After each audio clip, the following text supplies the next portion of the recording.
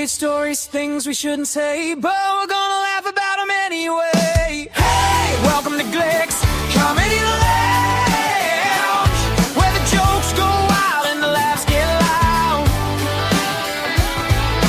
Hey, pull up a seat, stay all night long.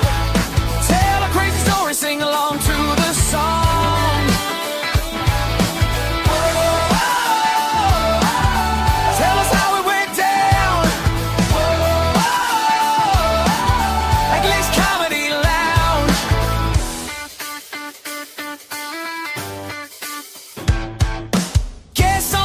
With a wild tale to tell, from the road, the stage, or a barroom hell. The crowd's getting loud and the stories get strange. Every single night the chaos rearranges. No scripts here, just the truth and the laughs, and maybe a roast if you cross Glick's path. Hey, welcome to Glick's Comedy Lounge, where the jokes go wild and the laughs get loud. Hey, pull up a seat, stay all night long. Tell a crazy story, sing along to the song. Whoa, tell us how it went down. Whoa, at Glick's Comedy Lounge.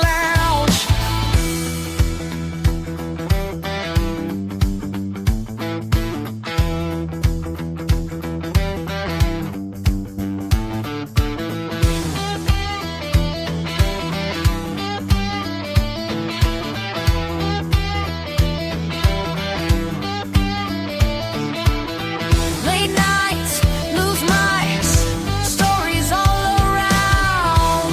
You're hanging out tonight at Glick's Comedy Lounge.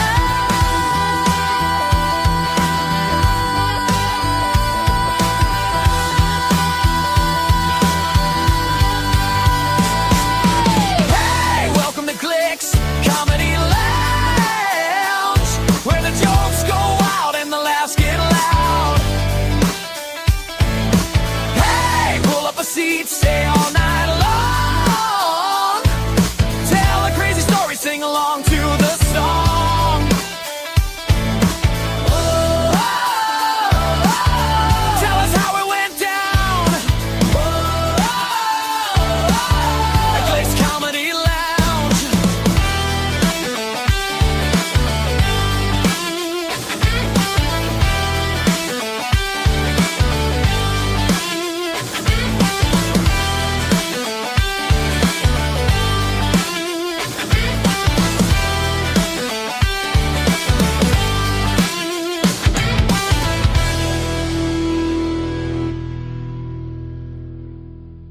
What's going on, everybody? Happy Wednesday. Yeah, it is Wednesday.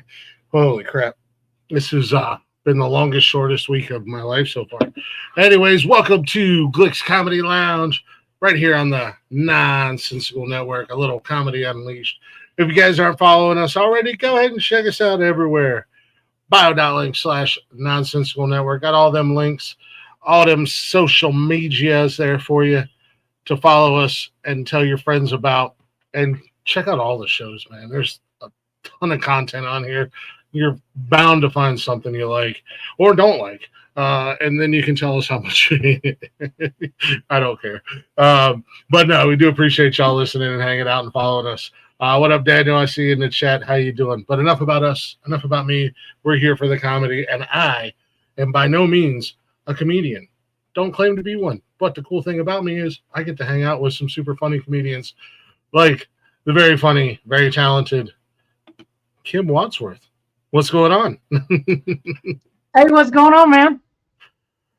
Appreciate you coming up and hanging out with me tonight.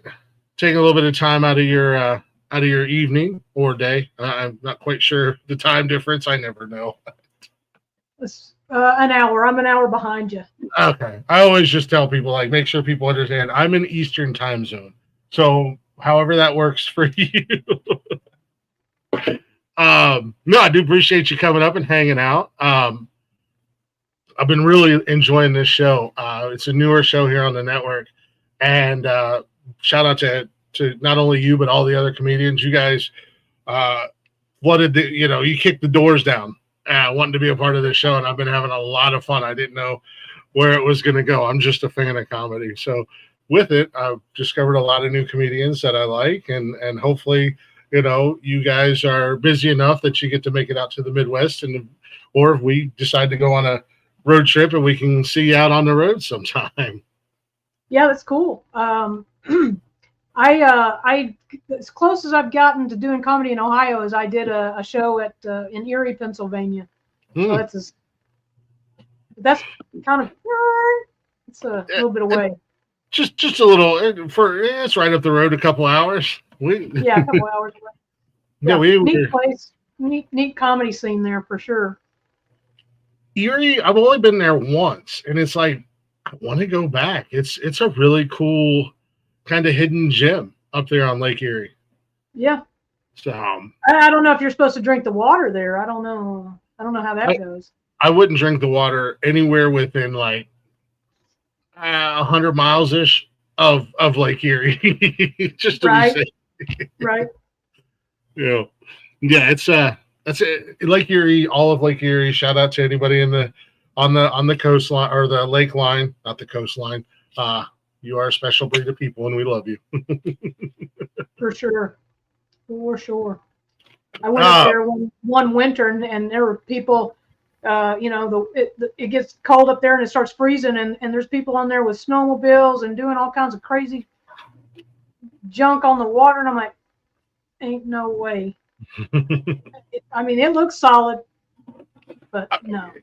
I'm not gonna risk it. I'm not running I'm born and raised in Ohio. Used to the cold, used to the winter, but even just regular ponds and lakes, I'm a little hesitant. Yeah. I still hate the cold in the winters, but I'm still, let alone up on Lake Erie, because certain areas of Lake Erie are all year round are just nasty, choppy waves, and I can't imagine getting dropped down underneath a block of ice with that water underneath of it. No way. It'd be my luck. I'd get out there and start feeling myself and be like, oh yeah, look at me. I'm way out here in the middle. And all of a sudden you hear that that very distinct noise. Yeah. What up, Mo Dog? Wait, did Team USA win today? Or have they played yet? I don't know. Shut up. I hate my panel. I hate my chatters box sometimes. Yeah. They like to mess with you. That's cool though. Yeah. That's how you know they like you. Mm-hmm. Just right off the bat, how long have you been doing this comedy thing? This is I started 2017, so this is the 9th year. Oh wow. It's been a wild ride. They I don't think you start getting your footing real good until you got to start talking in your own voice. So I don't think I started doing that. I was probably about 4 or 5 years in before I really started hitting my stride. The first 4 years was just really bad practice everywhere. But yeah, I think once you find your voice, you start running all your jokes through your point of view. It changes like all of a sudden, and you're like, oh crap, people are laughing a whole lot more. You can actually sustain laughter. In the beginning, you're getting onesies, twosies, little pulls and laughs and groans here and there. And then when you start refining your art, and you can hold a room for 30, 45 minutes, an hour, it's way different. It's just, it's pretty incredible after that. Yeah, I think this is something that we've talked a lot about with different musicians I've had on, and even now with the rolling into the comedy sector. I think that's the biggest thing, is just finding out who you are as a comedian in those first couple years or whatever. Unless you already, unless you're way ahead of the game, but finding that your voice, your niche, what works for you. Yeah. But I mean, are you more like real life, storytelling, or do you do the everything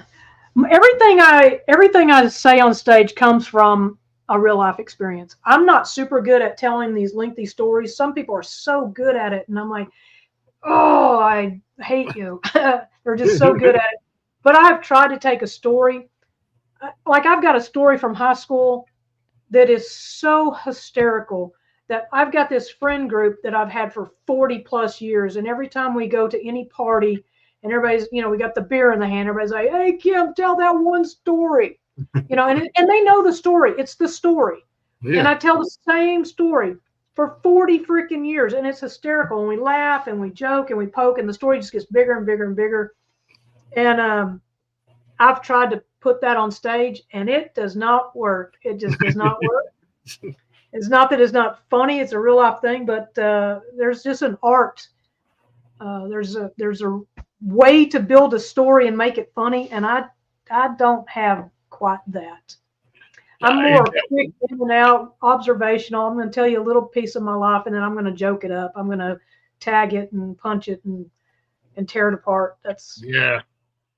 You're 100% right. There is an art, especially in today's society. Unfortunately, we all have TikTok brain, so to say, and it's that short attention span, and it's hard to do a lengthy story without throwing in. I don't know. You got to have shiny objects or something to draw people back in. But there's comedians that can do it. It's something special. Yeah, we got that 30-second brain. I mean, you got to grab somebody in the first few seconds, and then you got to keep them for 30 seconds. And 30 seconds should be your payoff. I mean, that's my opinion. That's what works for me. That's not the right way for everybody. Some people are just innately so funny that they're just oozing humor. I mean, they just step on stage and it's just blah. And I got to work a little bit harder at it. But I've taken, people think this is cheating, but I took a lot of classes in 2020. When the world was shut down, I took a lot of Zoom classes. I learned how to write. I read books on comedy. And there's a reason that we laugh. It is a science. It's been studied since the beginning of acting and theater and all that kind of stuff. It's been studied. And there's a reason that we laugh. And there's only certain reasons we do laugh. And something that triggers that laughter, and you kind of write to that.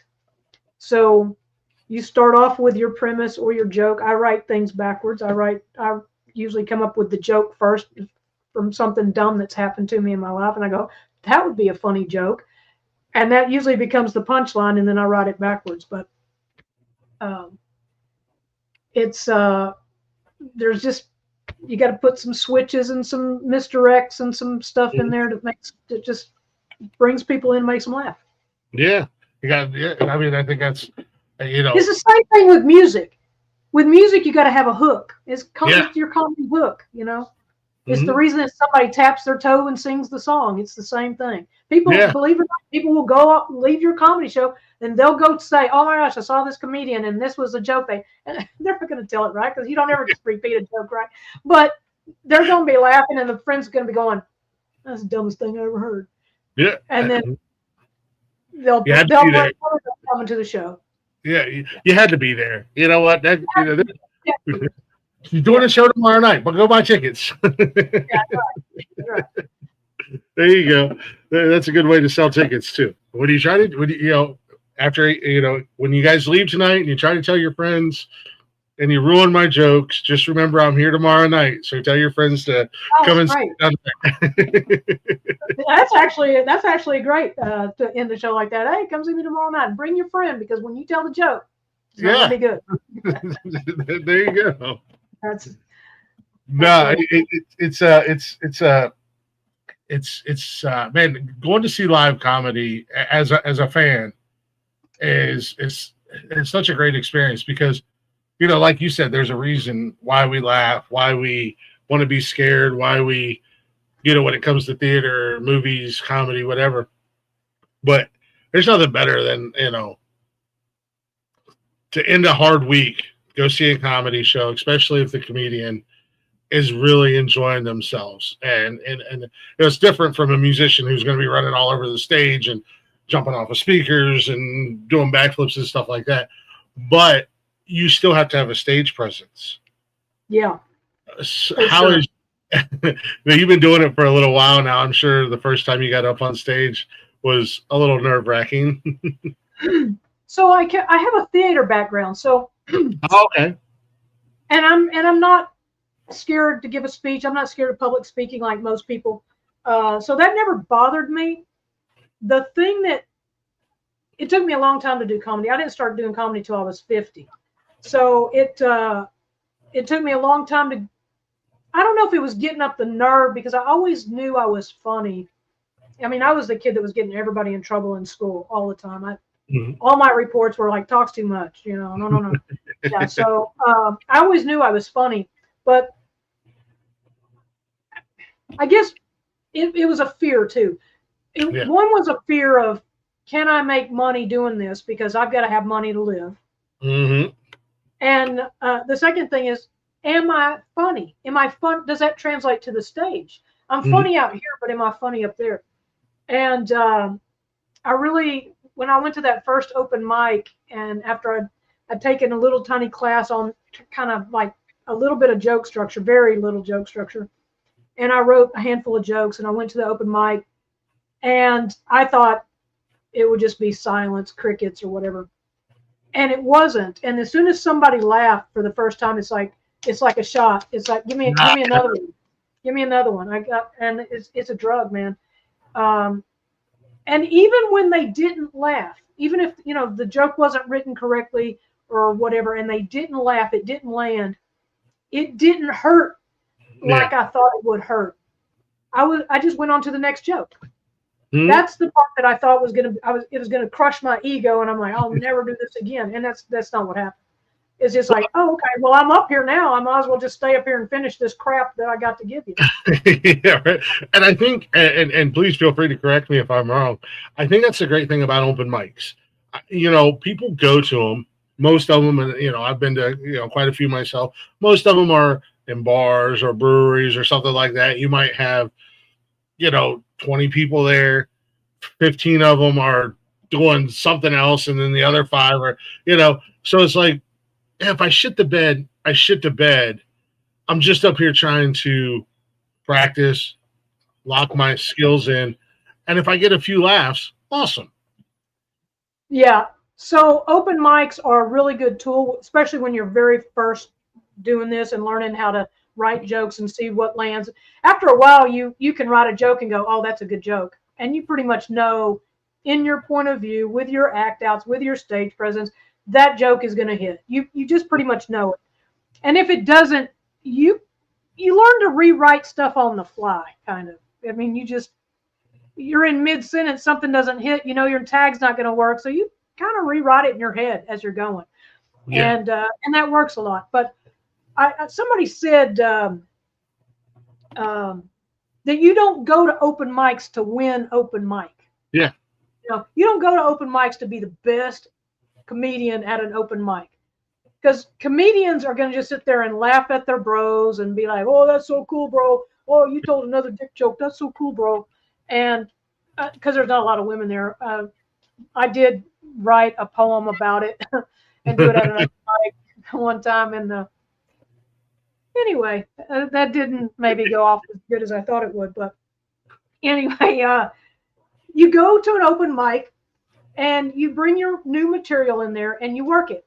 And sometimes that means you tell the joke, and if you don't get a reaction, maybe you tell that same exact joke with the other punchline or a different way, or you reword it, and you may tell that joke 15 times.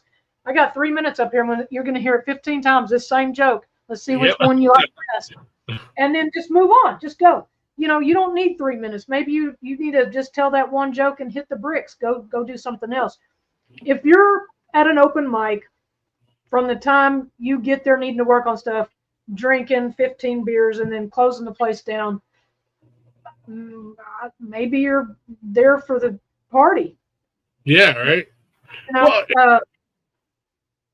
Yeah. And it's a great place. Like, you said it a few minutes ago. It's a great place for people. Like, I like to think I'm pretty funny, but I'm not getting up on stage and telling jokes. I'm not that funny. I'm not built that But way. you can. I can. Yeah, you can. I just got to get over my fear of public speaking. There's that. Yeah. Well, and the thing is, like you said, open mic, you're at a bar, you're at a brewery, you're at a pizza joint. Everybody's talking. You're trying to talk over. You leave their horse because you're screaming over a crowd of people, even though you got a microphone. You're still screaming just to be heard a little bit. And nobody gives a shit that you're up there trying to talk. They don't care. They're having their conversation. They're disciplining their kid. They're chasing their waitress down, whatever. They're spilling drinks everywhere. It's cool. But that helps you more than anything. Because whenever you go to a club and you have a captive audience and somebody's actually paying attention to you, you're like, oh shit, this is easy. Yeah, it's practice. It's like whether you're an athlete or if you're a mechanic or whatever you do, it's practice. Yeah, and like you said, it'll help you work out jokes. If you're struggling with a joke, you can get up there and go, oh, that these 5 didn't work, but this punchline did. Like I said, I enjoy going when I get the opportunity to, and I think it's a great tool for upcoming comics or even comics that have been around for a little bit and they want to try new material. Right. Oh, absolutely. I've got a contest coming up, and I've got a couple of new jokes, and I'll be going next Tuesday to the local open mic so that I can see which way it lands better. I've written it 2 different ways, and I'm like, I think I know, but why not throw it out there and see? Yeah, fuck it. That way you can also lay claim to it. You can say, this is my joke. Yeah. Everybody out there trying to steal jokes. This is mine. Yeah, this one's mine. Have you ran into that a lot? People trying to, steal or borrow parts of joke from you? I've had one joke pretty recently, actually, that I was on a show with somebody, and I'm just sitting there going, huh, okay. That's my joke. That's okay. I'm not going to tell, I won't tell that one tonight, but that was definitely mine. But that's also, there's something called, what's it called? Universal thought, or what's it called? Parallel thinking. There's, I'm a firm believer that there are no new thoughts. There's no new ideas. It doesn't matter if it's an invention, a song, anything that's a creative outlet or idea. There's nothing new. The words that we use to describe that same thing that somebody else has going on, that's what makes it different. So, at the end of the day, we're all telling the same jokes. Mm-hmm. We're just using different words. We're all telling the same jokes. We talk about our love life. We talk about dating. We talk about our kids being brats. We talk about our husband being a dick. We talk about, the traffic, the airport, blah, blah, blah, cafeteria food, whatever it is. We're all talking about the same shit. Yeah. How many people have a 2:00 in the morning drunk Taco Bell story? A lot. I don't do that one, but a lot of people do. Yeah. You don't open mic long enough, you'll be like number 40 out of 42 people going up there to tell jokes, and 40 of them had a Taco Bell late night. This is how you know comedy's going well. I'm eating a bean burrito in the Taco Bell parking lot at 2 a.m. Yeah, they got that same joke. Same joke. Yeah, exactly. No, I gotta say, to use one of your jokes on a show that you're on, that's kind of a ballsy move. Yeah, it caught me off guard because it hadn't happened to me. And this was just a few months ago. And I'm like, what? What did you just do? And we just, we talked about the person I gave feedback to. Yeah. It was that person. I'm like, oh no. We're literally traveling together out of town, and I'm like, oh, wait, what? Okay. Oh Oh no, that makes it even worse.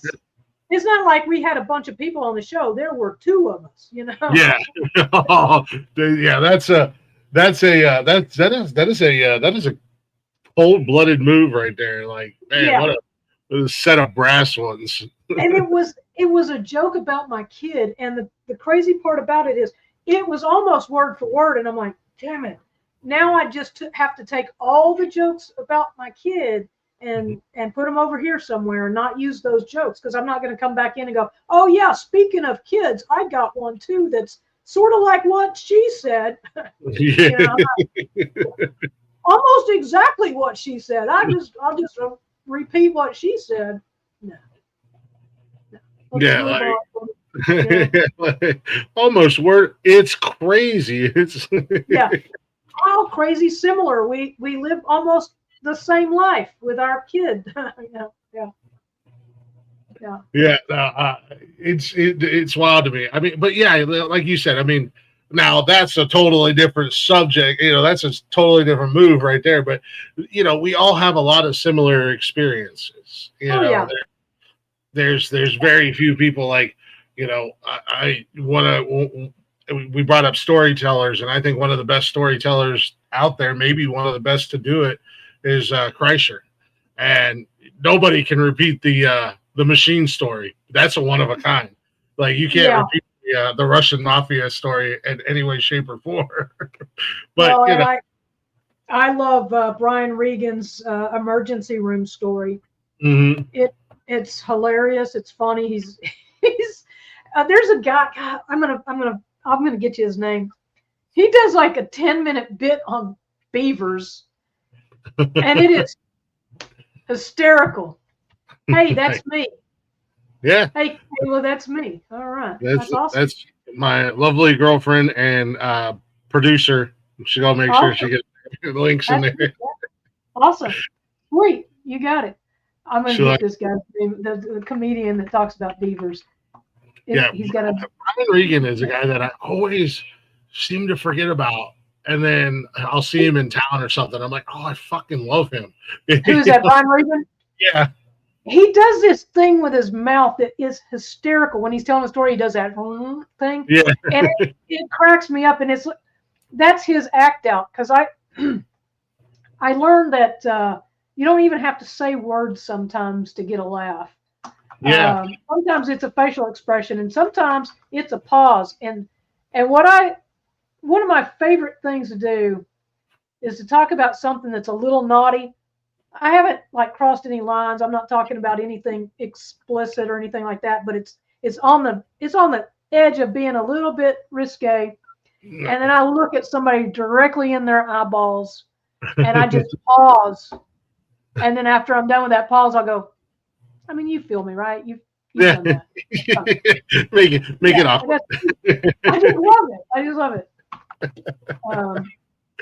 That's awesome. So that brings me. This is one thing I've enjoyed getting all the different opinions, and opinions are allowed here. I'm not going to yell at you for having an opinion. The crowd work aspect of comedy, you see it on social media. It gets clicks and views and likes and everything like that. Mm-hmm. Some what up, Matt Rife? I'm going to shit on you again this week. Yeah. His crowd work is funny, but his actual stand-up is, in my opinion, it's mediocre at best. But and I'm no expert. I don't get to tell people what is or isn't funny. It's just in my personal opinion. Do. Everybody's got an opinion about it, for sure. But it seems like it's kind of become a double-edged sword for you guys, because A, crowds expect it, and B, crowds think they have to be involved in the comedy. It's hard. Anytime you talk to the audience, you welcome them into your conversation. Mm-hmm. So now, if you've said something to the audience like, what do you do for work? Now that person's going to talk to me. Now that person's not going to stop talking to me just because I move on from that subject. Yeah. Because I've invited him into the conversation, or them in the conversation. They're going to keep on talking. Yep. I'll be 5-6 minutes off that subject, and they're going to yell at me again. They're going to say something again. because that's what I've allowed that. I've lost a little bit of control over what's going on. So I personally like to let things happen extremely organically, because people will blurt out something or whatever, and then I can make a comment on that. But unless you're super good at crowd work, you know exactly what's about to happen, or you can limit those responses to, like, there's 2 known responses. These are the only 2 responses there ever could be to this question, you know, and you have a joke for both of those things, either A or B is going to happen. Then you can start weaving that into crowd work, and it makes it really successful, and it makes it look like it's just right off the cuff when you already knew what you were going to say. But I've had things happen very organically, and they're very funny in the moment. I've had audiences come back at me with something that I should have thought about as a punchline or a tag, and it just busts me up, and I got to take a minute to just laugh. Yeah. I got my T-shirt idea from a lady in the audience, because she just blurted it out, and I went, thank you so much. I'm so glad this is being recorded right now. Note to self, make a T-shirt that says that. and I did it. I made 144 T-shirts that say exactly what she said. And I'm like, why didn't I think about it? It was right there. And she went bing, and the light bulb went boom, and that's how it happened. So, you know, I do not love when the comedian starts talking down to the audience or making them feel dumb for saying something, you know, and it makes people not want to sit on the front row. Like, if you've got a light audience, say you've got 20 people in a room that seats 100. There's nobody sitting on the front row. Now you're talking to people about 25 feet back. Yeah. You can't see anybody, because you can literally only see with the lights. You can literally only see the front row. Yeah. You can't see anybody past the front row, and people think you can, because you'll be hearing something going, what? Where'd that come from? You know? Yeah. Way back there, I can't see you. I'm the complete opposite. I'm 100% down to be right up front. Not that I want to be a part of the show. I just want to sit up front, you know? Yeah. But people are intimidated by it. Whenever I'm trying to talk people into moving up, especially with a light crowd, I'm like, y'all want to just move up a little bit? I have to go, look, I promise I'm not that comedian. I'm not the ones you see on TikTok. I probably won't even talk to you. And if I do, I'm not going to be mean. I promise. Just because I'm not going to piss anybody off. Why piss somebody off? Yeah. You know, a lot of times you only got one chance to get that person to come back, and they're going to have a good time, and they may come back to another comedy club. But a lot of people, it's their first time even going to a comedy club. They got some free tickets, and they said, why not? And then they have a shitty time because you picked on them all day. Yeah. Oh, how'd you get this beautiful lady here? You looking like, you know, you look ever, you know, he's not going to come back. He will not come back. He's not. Why? Why? You're trying to steal his woman, you know? Yeah, you're trying to steal my woman. I ain't coming back. I'm going to tell my friends how bad you said. Hey, horny bastard. I ain't coming back over here, no. Yeah, and the same way, if you pick on her, yeah, she's not going to laugh, and now he's in trouble. Yes. Now you just ruined his whole night. Because now he's not going to get any when he gets home. I mean, he's just drinking beers from nothing. He's just buying beers from nothing. Yeah. Now he's just trying to get drunk enough where he won't care about the car ride home. Oh man, la. Yeah. But Kayla says that she's terrified of sitting in the front row. I love sitting in the front row. Like I said, not because I want to be a part of the show. I enjoy sitting there, and you know, I want to see the comic. I want to hear the comic. You know, you never know. Anything can happen on stage. Technical difficulties, mic goes out, whatever. I want to still be able to hear. You know, I've been at shows where the great Greg Giraldo, I think he used to do the Comedy Central roast. He was the roast master years back. Oh yeah. I know who you're talking about. We went to Funny Bone, and we're in Columbus, and some jerk off from in the back screamed OH. And of course, everybody in the crowd, because you know they're special needs, the Buckeye fans, screamed IO. And he went on a half-hour rant, just making fun of the fans, making fun of the college, making fun of the town, and it was hilarious. But it was like all you had to do is sit there, shut up, and enjoy the show. Now you and your friends look like idiots. Yeah. If I'm watching comedy, I want to watch it from the back of the room because I like to stand up, and I don't want to be in anybody's way. But also, I'm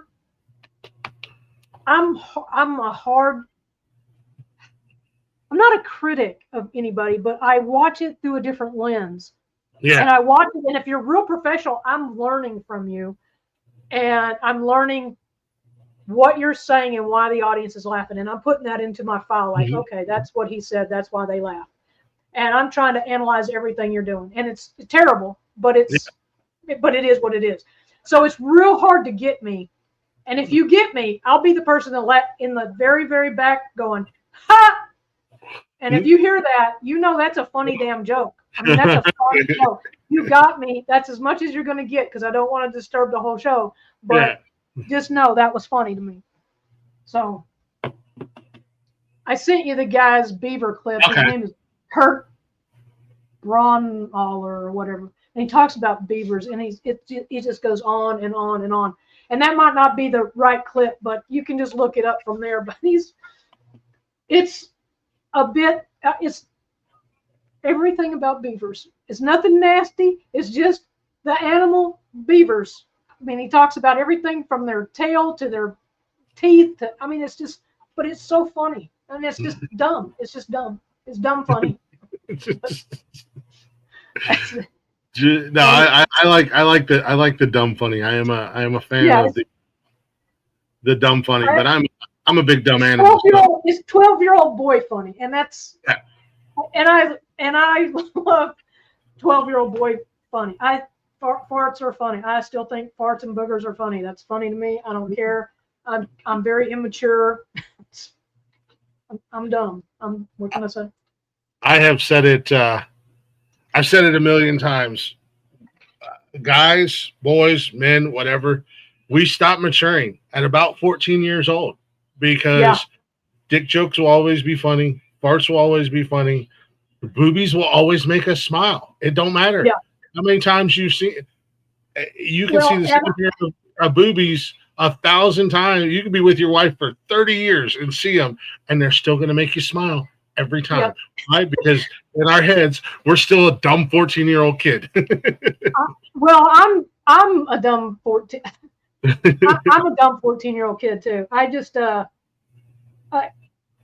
me and my son laugh about the goofiest stuff, and I think he's always surprised at what makes me laugh because I think he's so hysterical. He's so funny. My kid is so funny, and like he'll go to tell me something, and I'll start to grin a little bit because I know it's coming, and he can't even get through it. He starts laughing, and then we're both laughing, and it's like hell to get through the story because it's so funny, and we're both crying and laughing. And I'm like, and then after it's all done, I'll be like, that was so stupid. And he goes, I know it, so dumb. So dumb. But funny. It sounds like our Saturday nights here on the network. It's just a bunch of idiots on a panel on Saturday nights just screwing off. You know, we put the link in the chat and let anybody and everybody who wants to come up here and hang out with us. And we usually end the night we've all been laughing so hard, our faces are hurting, our stomachs are hurting, but it's dumb. It's so dumb. It's just dumb. The dumb stuff is what makes it. It just makes it so much better. I was watching this comedian one time at an open mic. There was a bunch of us hanging out, and they were so stoned. I mean, these guys were so stoned. They were like so stupid. I'm like, oh my God, you guys are so stupid. What are y'all doing right now? And they were just high. I'm like, okay, all right, cool. And they're like, well, you don't smoke weed? And I'm like, dude, no, not since the 80s. You know, I mean, there's no way I can't possibly do it now. It used to make me lick my shoelaces back then. And so they go, listen, go get you some sativa and then sit down with your notepad and you'll write the best jokes you've ever written. I'm like, okay, all right. I'm going to trust y'all. I'll do it. So I didn't go smoke weed, but I went and got some gummies. And I popped a gummy. And you know how gummies work, right? Have you ever done a gummy? Yeah. Okay, well. So you do a gummy, and it doesn't hit you right away. So you do another gummy, right? Because that's what you do. Okay. And then it hits you. So I got my notebook and I'm high. I'm slobbering time. I'm sitting there writing and I'm laughing. Oh my God, they were so right. This is the best shit ever. I just writing and laughing. Oh my God, this is so good. I can't wait to tell these jokes. This is funny. Oh shit, y'all are going to laugh. This is so funny. And I got unhigh the next day.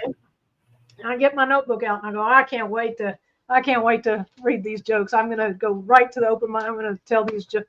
And I start reading this. I'm like, this is literally the dumbest shit I have ever put on a piece of paper. I'm like,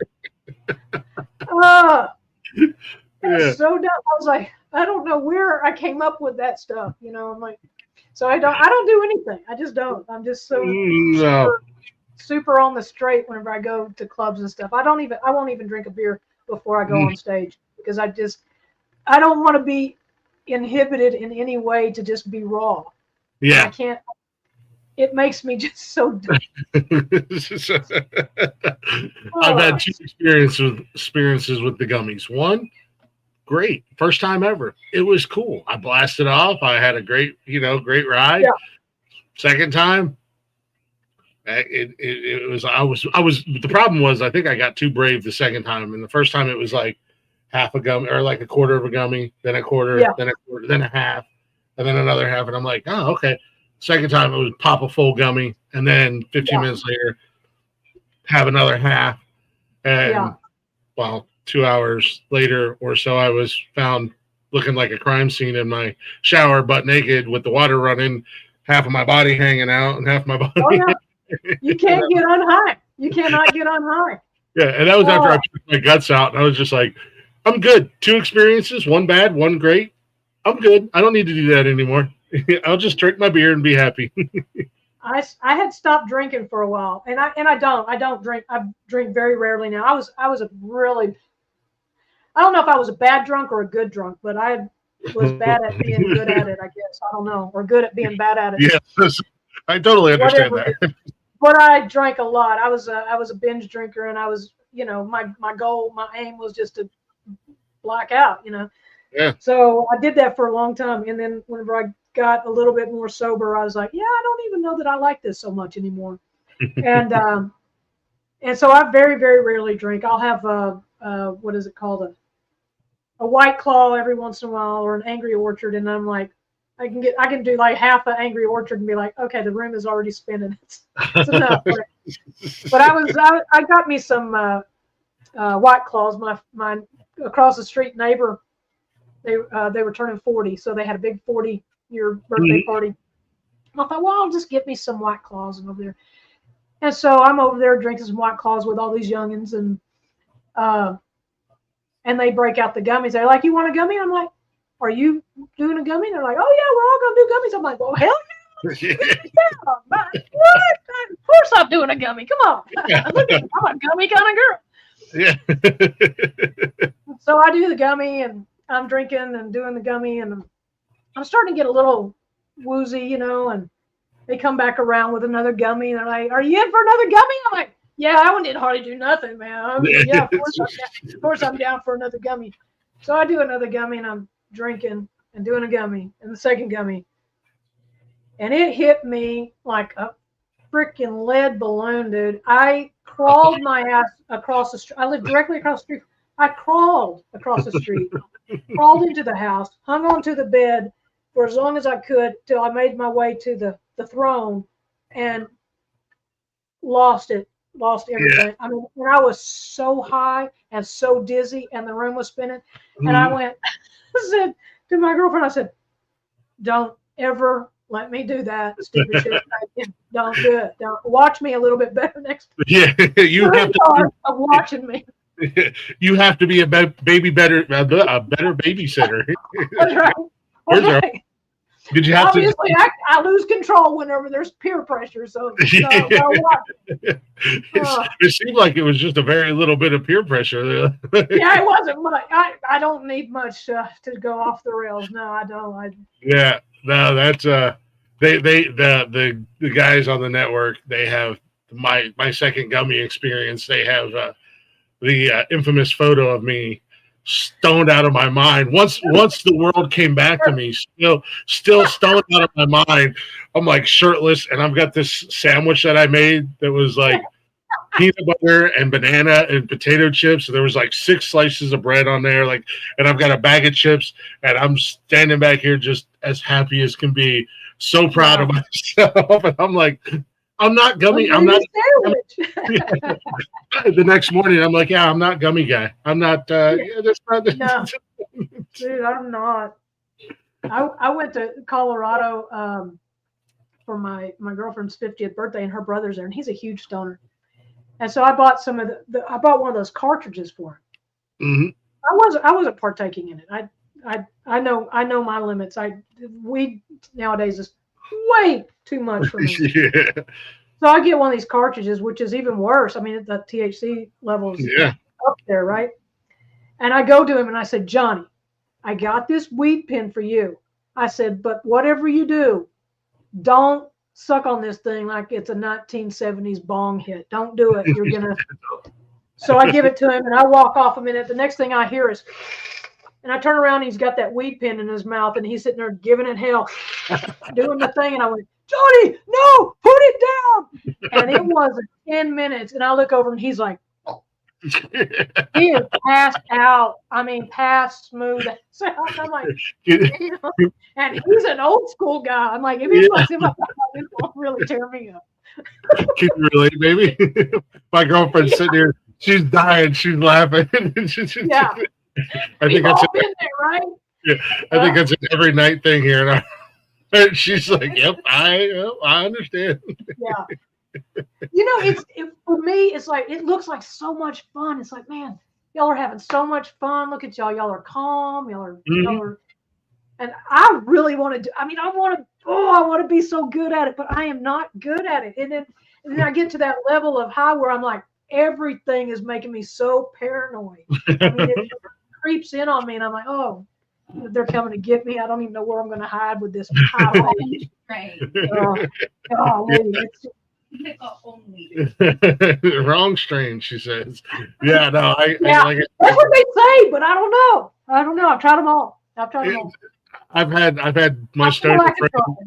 I've had my stoner friends are like, Glick, you would be so good at it. You're already like a natural stoner as it is. You'd be so good at it. I'm like, no, I don't think I would be. I'm already 300 pounds. If I started smoking weed, I'm gonna be on my 600-pound life or whatever. Dude, it is fun to eat when you're stoned, though. I mean, that's the thing.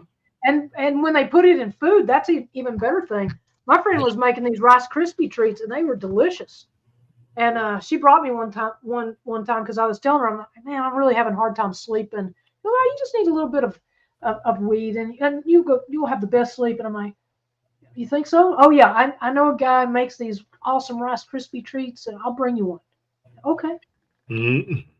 I ate the Rice Krispie treat. I ate the whole thing, and then I was dizzy. And I'm like, and then she looks around. She goes, "Did you eat the whole Krispie treat?" And I went, "Yeah, I ate the whole thing." She goes, "You need to go home. You're about to have an experience. You need to go home while they can still carry you." You're about to become an astronaut. You have exceeded your limit. You have accidentally ingested more than you needed. Yeah. I had a friend of mine who thought his grandsons, they looked like Cheetos, but they were those weed infused Cheetos. Yeah. Ate a whole bag of them. Oh, and shit. And it was like, these are really good, and had a second bag. We got a phone call at 1:30 in the morning. I'm underneath the table in my garage, and I'm terrified to leave. I don't know what's happening to me. Oh, crap. Yeah. So we go over there. There's the 2 bags on the table, and there he is under the table. And it was like a scared dog at a shelter. We had to like coax him out and then explain to him everything was going to be fine. And it's like a 70-year-old man who only lightly dabbled with edibles and gummies and he just devoured 2 bags. And it was just like, oh, you poor bastard. Several years ago, I was dating this woman that her grandfather was a a World War II veteran, and he'd gotten injured, and he was in a great deal of pain. And he calls me up one day, and he goes, Kim, I need you to get me some marijuana. And I went,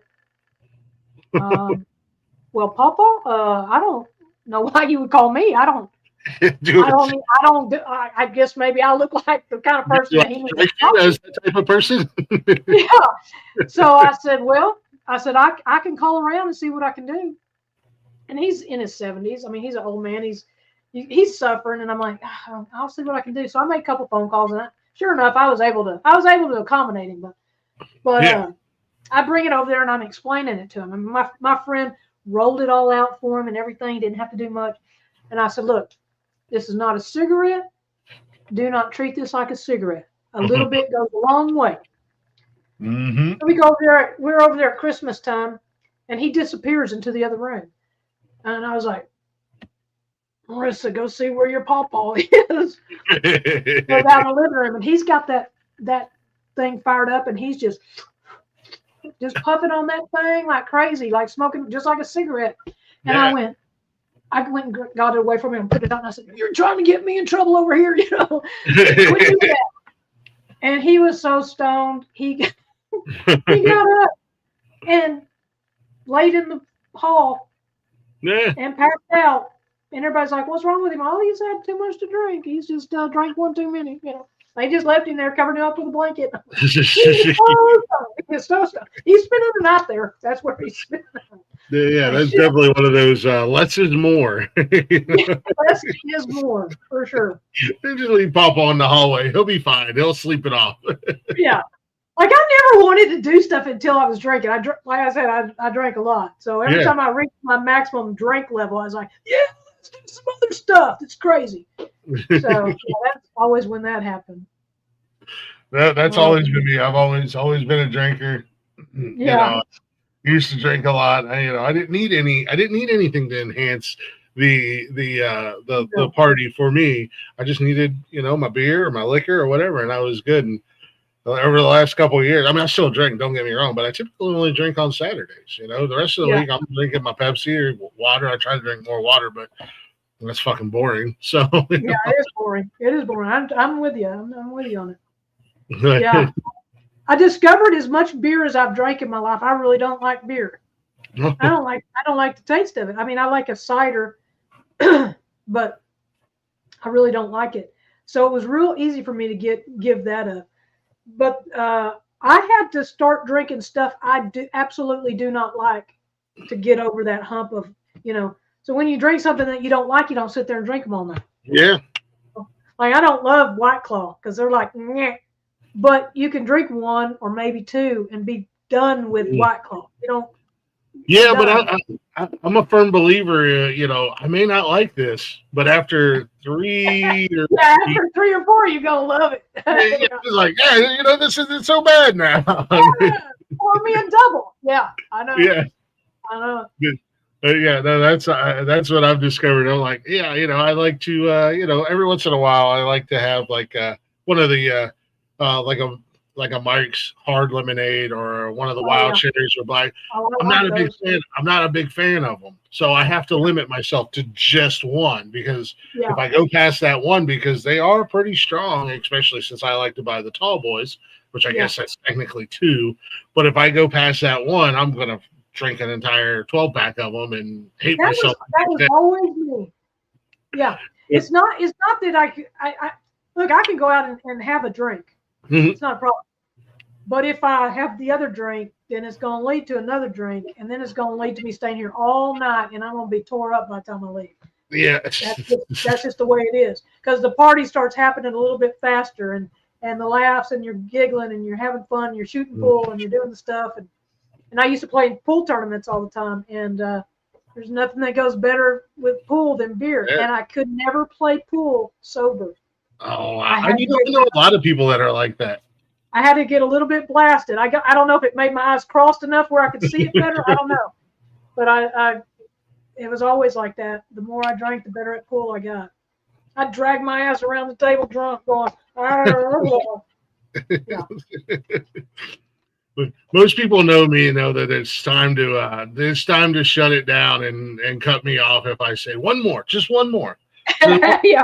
Oh, just one more, and then I'm Oh, good. like one more will hurt me. Yeah. Yeah, one more usually turns into 6, 7, 8 more. Yeah. Like, oh, you had your opportunity. My bad. Yeah. There's a song. If I have one, I'll have 13, and then I'm a Yeah. dancing machine. Yeah. Yeah, That's me. yeah. 100%. I am. So you got all these wrestling belts on the back of your wall. Yeah. Well, this is the only actual wrestling belt. It's my Stone Cold Steve Austin Smoking Skull belt. Awesome. I'm a big wrestling fan, and then the two behind me are actually. Well, this one's under construction, but the first show I started here on the network, I had these made, and it's got our first show logo for the Nonsensical. Oh, that's cool.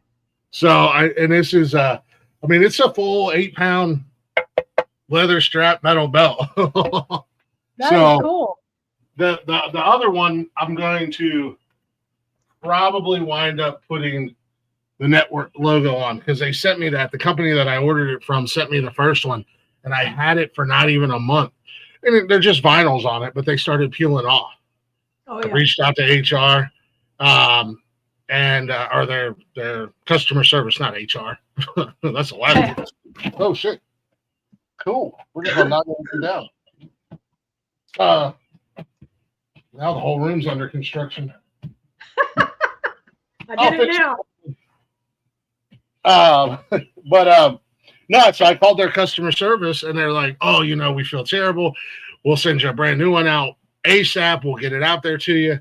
Cool. So this one shows up, and I'm like, "What do I do with this other one?" That's not. And they're like, "Just keep it."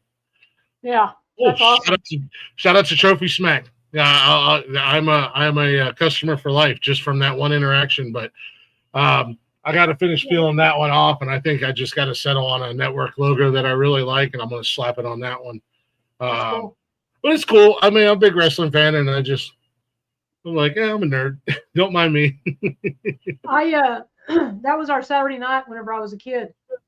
My grandmother and my grandfather loved wrestling. That's what we call it, wrestling. And you'd have to be quiet. You'd have to sit still. He'd go make popcorn, or my grandpa would make, my folks are peanut farmers. Oh, nice. Okay. From South Texas, and they would send us boxes of raw peanuts. Oh. And so he'd get in there and get those peanuts and cook them on the stove or roast them in the oven, and we'd have peanuts and popcorn and a Coca-Cola. And watch wrestling, and the kids would have to sit there and be quiet. Now we had to watch Junkyard Dog and the Von Erichs and all the people back then. I can't even think of all their names. And the Von Erichs were huge in Texas, and they were absolutely huge. They were like the wrestling family from Texas. Yeah, yeah. There's a documentary out about. Well, several probably, but the latest one, something about. Oh, dang it! That last one, the pressure they were under and all the stuff. Anyway. Yeah, they did a movie not too long ago. Yeah, that had not Zac too long ago. And stuff in it, and everybody says it's really good. And shout out to the actors, because man, they really went through it to make themselves look like the brothers and the dad and stuff like that. So, we're a big wrestling household. My son's a big fan, so on Mondays and Fridays we're out there watching it and having our. There's a comedian. You can just make a note, and if he wants to do the show, it might be good. Chris Germany, he is a wrestler. He's a professional wrestler. Oh, nice. Oh man, he could be on. My son and I actually do a wrestling show together. We could have him on either show. Yeah, I'll put his name. It's Chris with a K, I think. Yeah, shout out to Chris Germany. Pretty decent fella. Nice. Anyway, yeah, he's a professional wrestler, and gosh, he's been doing that for years. I don't know. I actually don't know if he's still wrestling, because he might get pissed off, but he's getting up there in dog years, I think. I don't It think ha- he's as old as I am, but he's getting up there. I don't think he's still wrestling, but he has a lot to do with wrestling. He maybe does some promos and does some events and stuff. And Mhm. anyway, Yeah, no, I think we're all, unfortunately, we all get up there in age, and that's kind of inevitable. yeah, shoot, man, yeah, I do some jokes about that. Those dance moves I'm doing about that popping and locking, got it going on. I was, before the show we were discussing that. Excuse me. I'm pretty handy, and I work on stuff around here, and I was up on a ladder probably about 2 months ago, and the only reason I was up on a ladder is because I had a guy up here working on my roof, putting Mhm. a little cover over my walkway so I wouldn't get wet, and and he pissed me off. And so I climbed up on the ladder and I was going to tell him, how to do it. I'm like, damn it, this is what you need to do. And because he couldn't see it in his head. I'm like, all you got to do is run this, blah, blah, blah. And I got to yapping at him a little bit. And I went to step down and I missed that first step down. And Oh I no! went, boom, and landed flat on my dang back. And now everything is off. Everything is Yeah, just, yeah, no. hurts a lot more to fall now. Yeah, it does. It really does. I get up every morning and it's like a bowl of Rice Krispies. Yeah, from my ankle, from my feet, Oh, all yeah. the way up. I'm just crack, crack, crack, crack, crack, and then I gotta do that old man walk to the bathroom, waiting for everything to start working so I can stand up straight and go. Oh, okay, there we go. Now we're. I think we're almost ready. I was just sitting at my desk last night working on fire. I design fire alarm systems. Mhm. I was working on a system, and all of a sudden, I went to stand up, and my whole leg, and this has never happened to me a day in my life, my whole leg from where my buttocks hits my thigh, all the way down to my kneecap, cramped at the same. All those muscles, that Oh whole no! entire muscle, those muscles all the way down to my knee, cramped all at the same time, and I couldn't move my leg. And I almost hit the floor, and I had to catch myself. And I'm calling my girlfriend. I'm like, help! I need help. Like a damn Life Alert commercial. So she's asleep, and she comes in here. She goes, "What is it?" And I'm like, "I don't know. I can't move, and this cramp." And so I'm like stretched out over my desk while she's rubbing my butt trying to get this cramp out. I'm like, I know what this must look like, but God, it was the most terrible thing that's ever happened to me because I'm like, I can't move my leg. Like Yeah. my leg will not move because this whole muscles group is cramped up. Game over. I need some water. Right. More water. I hear you, shaman. Mr. Dr. Professor Reverend. I hear you, shaman. I wish there was actually a thing of reverse birthdays. I'd definitely go back a few years. Oh, me too. I threw my back out a couple of weeks ago. I actually had to call off work a couple of days because it was just so bad. And my little daughter, she said, "What did you do?" I said, "I just existed. That's all I had. Yeah, I breathed. I don't know. I didn't do anything, but I laid out on the couch for 2 days and just hated life." Yeah, God, I've been there, and it sucks so hard.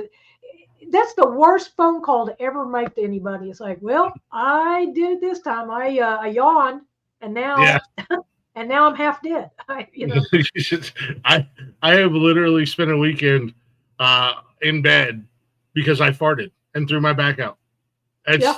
To me, it's the most embarrassing yet funniest thing that's ever happened to me because I had to call off on a Friday, and my poor boss. I don't know why they put up with me, but he was at least it wasn't Toots Day. No. Yeah, right. He's like, "How did you throw your back?" And I'm like, I farted. He's like, "Oh my God, this, you know what?" He's like, "Only you could tell me this and I would believe it." It's ridiculous.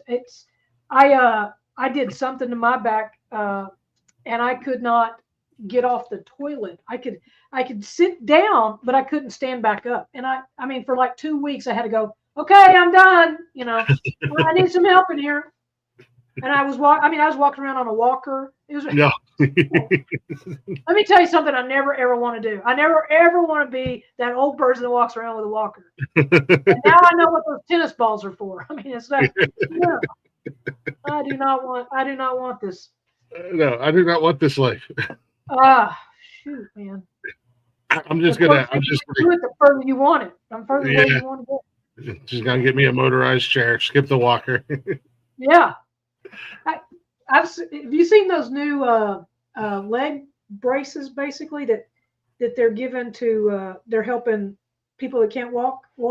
Oh yeah, like they go all the way up on their hips or something, yeah. and they're like legs, and they can actually stand up. And I think that's cool as shit, man. Yeah. Like, where do I sign up?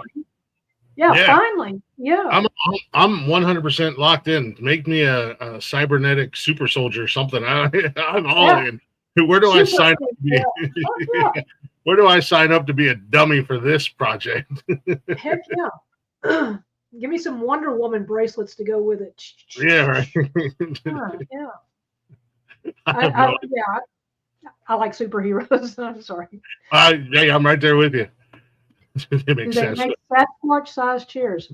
We're gonna find out. I am the Glick Squatch here on the network because are you? Apparently I am a giant mountain of a man. I don't know. My girlfriend affectionately tells everybody that I'm her Squatch. I'm just a big dumb animal. Yeah, like I grew up working on farms and in construction, so I have like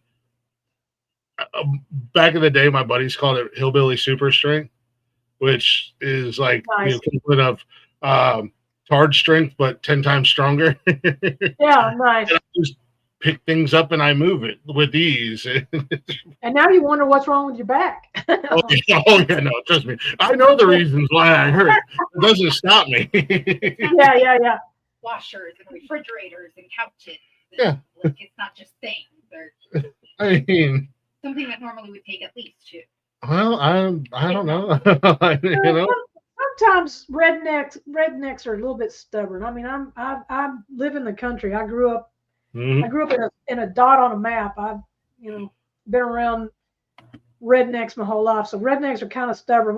We don't wait around for help. No. I don't want to explain it to you. Yeah. What I need. I'll just do it my damn self. Just sit down. Just be quiet. I'll get it done. I got this. I used to have a thing that if I could get my bear paws on it, I could pick it up. And that's still true to this day.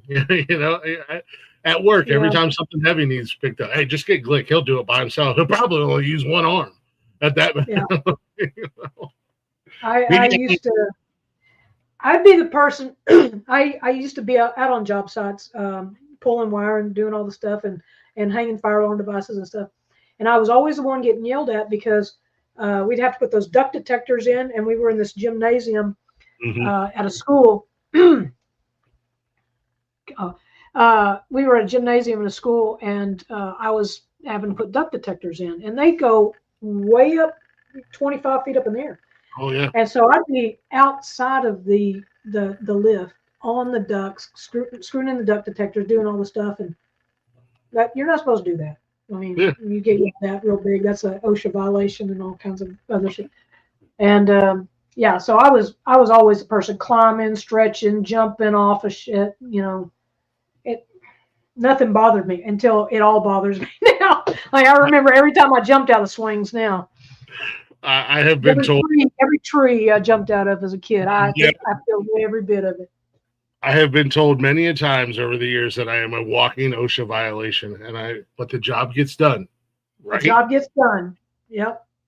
Sometimes nobody died. I've had to do some stuff that,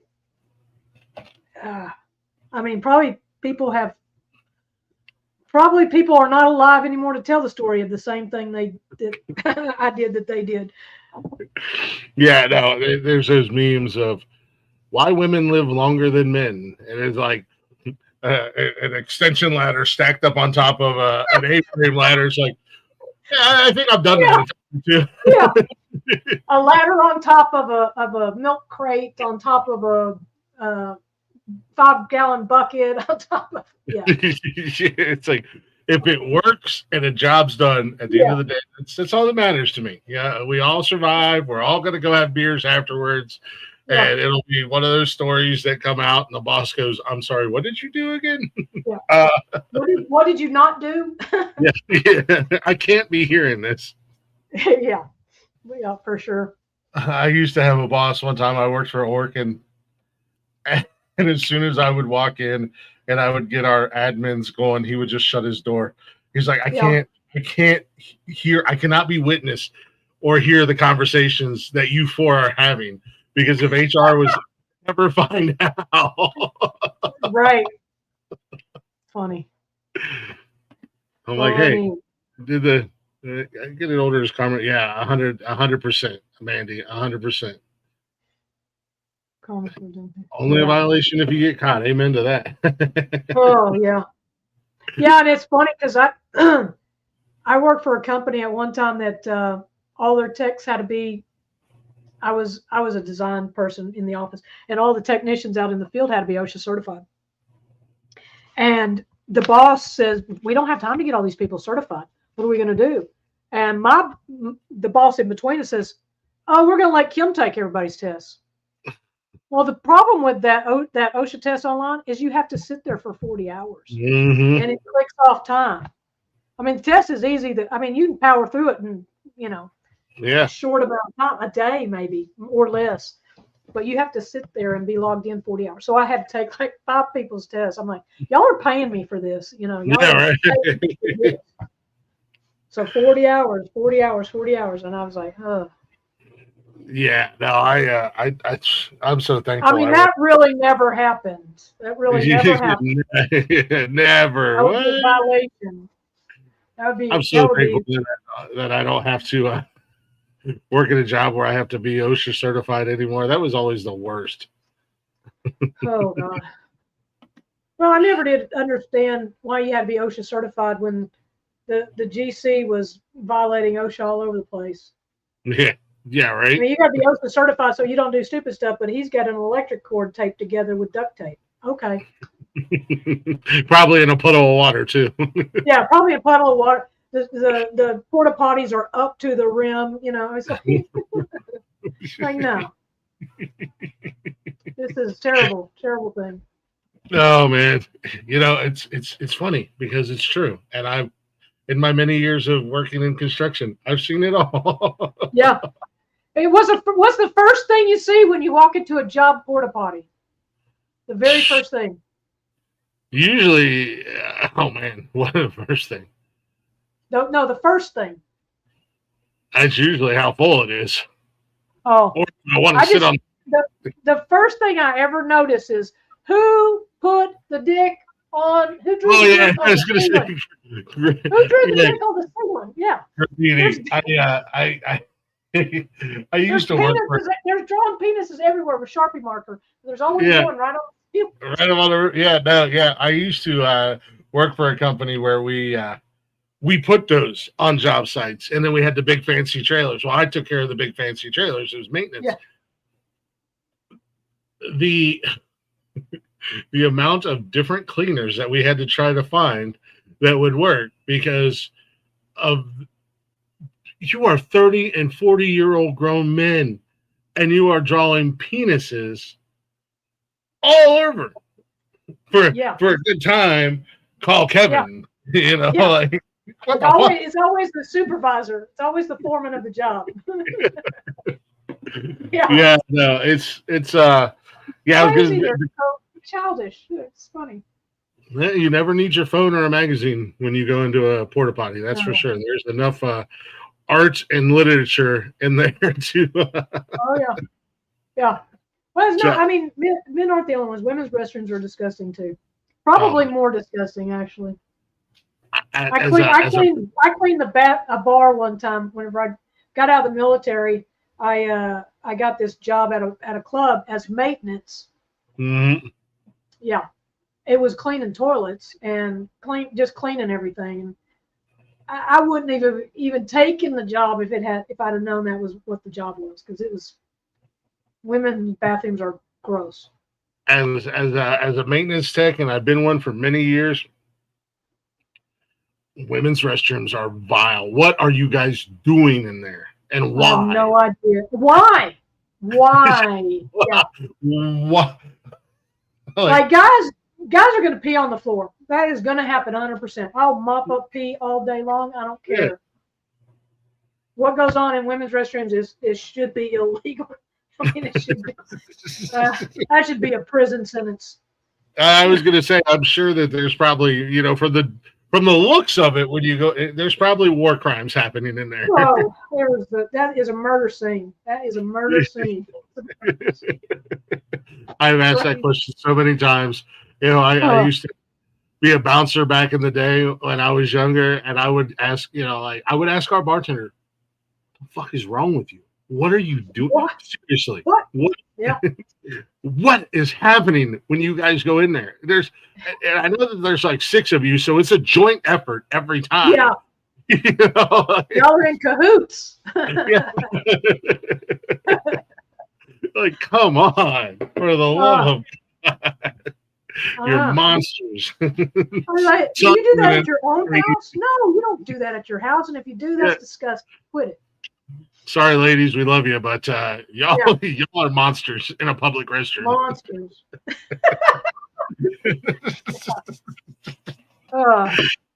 Just a mess. Yeah. Bless their soul. Bless your heart. Yeah. Oh, funny, man. not funny. Not the lived experience is funny, but it's not funny. Mm-hmm. Oh yeah, you had a military career, and you've been in the blue collar work. I mean, I know the stories that I have alone. I'm sure you've got 1,000,001 stories. Just yeah, crazy stories. I love being in the military. I would like to say now that I would have stayed had things gone my way, but I got pissed off and just did a knee-jerk reaction and said, "Fine, then I'm leaving." And damn it, why did I do that? But I'm taking my ball and going home. Fuck you guys. I'm taking my ball and going home. Yeah. I think we've all been there. It's a time or two in our life. I was pretty much a hothead. I was an angry person, I think, for a little bit. And a drunk, angry person. That's never a good combination. Yeah. Yeah. No, that normally doesn't go well. Yeah, humor is what keeps most of us from going postal. Amen to that. That's true. Thank God there's people like Kim in the world to make us all laugh. Yeah. I try. I love making people laugh. It's the thing. Mm-hmm. I got a chance to do some really cool stuff. I did a thing with suicide prevention where they paired prevention and comedy together, and that was a lot of fun. I got to work with the Be the One program with the American Legion, which is another suicide prevention campaign. And I've talked to some of the toughest, most badass Marines out there, and after one of those suicide comedy prevention training things, they come up to you after the show and they just cry. Yeah. Hey, I'm going through some shit. I didn't even know I was going through this stuff. Because of you, I'm going to go get help today. It's like, man, that is so, that's so beyond rewarding. Like, you want to know why I do comedy? It's because if I can help one freaking person have a better day, then I'm doing my job. Yeah, 100%. I mean, you never know. I say it, all the time. You never know whose ears or eyes are going to be on what you do. And it's, whether it's, the right comedian being in the right spot going, "Oh, damn, you're hilarious. I'm going on tour, some big name act, and I want you to open for me." Or that one person in the audience who's really going through it, and, that, hour, 2 hours, whatever show really kind of like, "Oh, man, I'm in a bad way, and now I know Yeah. that it's because of you or somebody else. That's my whole idea of creating the podcast. The original one was just to give people an escape because there's so much bullshit going on in the world, from every angle. Absolutely. You can't turn the news on without hearing 18 bad stories in a row, and then a shitty I weather. can't even watch it. I can't even watch it. It makes me so mad. I get so angry with the dumb stuff.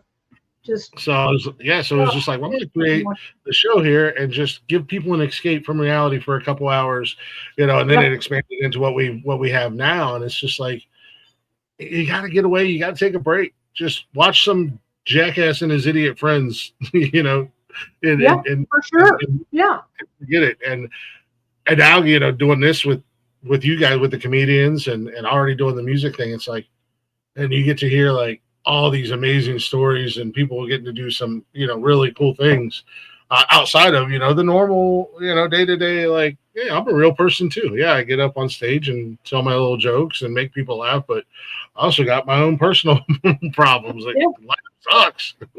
Yeah, for sure. I mean, like, nobody is immune to grief and despair and the shit that goes along with life sometimes. Nobody's immune to that. I mean, you can put on a happy face and you can put on a brave front, but we all go through it sometime. I mean, one time or another, you're going to go through it. And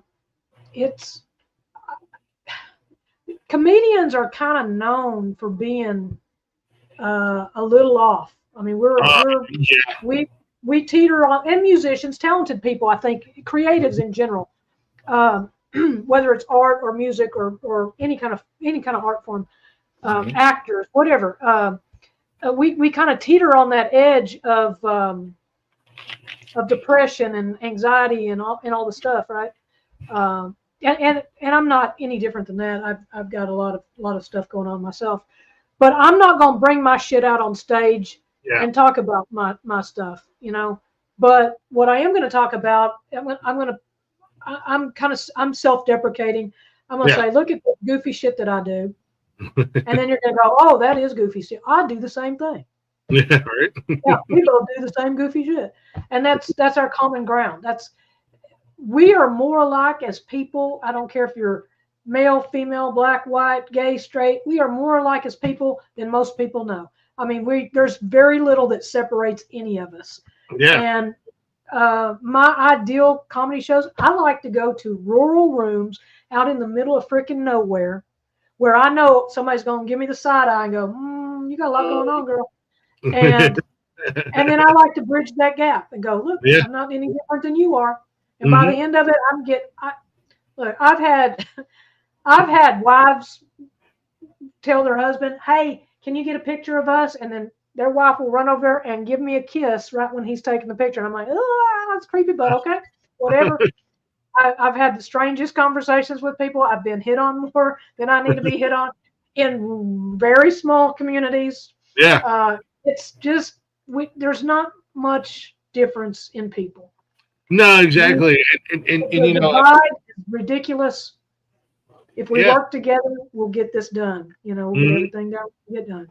And it's crazy because you would think, because you hear all the horror stories, you go into a podunk town, and I mean, obviously, you live a certain lifestyle. You but you would like, oh man, this is going to be a tough crowd. This is going to be a rough crowd. But then you realize, just like me, like I always go into it with my spidey senses out a little bit. Like I sense danger pretty good. I've got a pretty good handle on people and things like that. I have not one time felt threatened in any way. And I've been to Great Bend, Kansas, Paris, Texas. I've been to some places, and I mean, little bitty tiny places. Tyler, Texas. I mean, these little 10,000, 20,000 people in the whole town. And I've never had any problem. Never had any problem. I was in Orange County, California. It's very, very, very, very, very, very, very, I don't know how to say, very, very far right. Yeah. In a dot in California that's super far right. And I was doing a show at a dive bar called Knuckleheads, and I'm doing my bit, I'm doing my stuff, and have this guy come up to me after this little bitty guy. Uh, came up to me after the show and wouldn't leave me alone. Arm around me, bringing me in, kissing me on the forehead the whole time. I don't agree with you about a lot of things, but I love you. I mean, it was one of those nights. I couldn't get that guy away from me. I mean, we ended up being fast and furious friends. I mean, it was crazy. I just don't have, like I told you earlier. Hate me for a reason that is tangible. Don't hate me before you get to know me. Yeah. Mm. You're not going to hate. I mean, most people are not going to hate me once they get to talking to me and stuff. Yeah. I'm pretty good at bridging gaps, and I can talk to anybody. I mean, I can talk. It don't matter if you're a doctor or the janitor or the homeless guy. It don't. I don't care. I'm not judging you. We're just gonna have a conversation. Yeah, yeah. No, I'm guilty of that myself. It drives my girlfriend crazy because she's like, everywhere you go, you make a new everywhere. Friend. Everywhere. And she's like, it don't matter who they are, what their background is, you know. And like you make and she don't like people. She's like, can you stop talking to strangers so we can get out of Walmart? Yeah, I feel you, man. Yeah. I'll be getting some can of spaghetti sauce off the spaghetti aisle, and 10 people down the aisle, and somebody would come up to me and goes, "Which brand do you like better?" Oh, shit, I don't know. Cheapest. Yeah, we were out of town this weekend, and we were staying at a hotel. We were checking in Friday night, and she was doing the check-in and doing everything. And my son and I were looking, you know, see where the pool was and blah, blah, blah. And she starts looking for me, and I'm kind of around the corner, and she pokes her head around, and I'm just talking to this guy. I have no idea who he is. We're carrying on a full-blown conversation, and she goes, I should have damn well known that you were going to make a friend in less than 5 minutes of being here. Yeah. Like, this big dumb face is approachable. I know. That's what it is. I got the same. I got resting butch face, and it works for me. Yeah. I was in Gun Barrel City, which is just as fabulous as it sounds. It's a little small town here in Texas, and we were in a hotel, and this guy just strikes up a conversation with me, and I'm like, we're chit-chatting with him, and it gets to, what are you here for? What are you here for? Oh, we're helping her set up a new store, blah, blah, blah. What are you here for? Oh, we're doing lawnmower races. What? I'm sorry, what? Now, lawnmower races. What? Tell me more about these lawnmower races. And the redneck is coming out. It is redneck racing on a dirt track with modified lawnmowers, modified little John Deere riding mowers and stuff like that. Mm-hmm. So we went to the lawnmower races and saw some really cool shit. And let me tell you something. It was real dangerous to go on a lawnmower 80 miles an hour. Oh, crap, man. Yeah, they're flying. They're loud, like big dragsters and everything else. They're loud. It was so much fun. It was redneck fun. I mean, that was redneck heaven right there. Yeah, no, exactly. That redneck comes out real quick. Like, huh? Wait, what? Hold on. Racing tractors. I'm sure there's going to be beer there. So. yeah, exactly. There's going to be beer and titties. Let's go lawnmower racing. I mean, yeah. It sounds like a good damn night. That's what that sounds like, right? Don't threaten me with a good time. Well, exactly. I'm always down for something just off the beaten path. Well, you know, it's one of those things. It's like, I'm going to get a story out of this. There's probably going to be a joke in this somewhere, somehow down the road. Heck yeah! Everywhere I go, there's a joke for sure. Mm-hmm. For sure. Yeah. I got always. I don't know how my accent sounds. I'm sure I'm gonna watch this back and go, man, I sound like a hillbilly.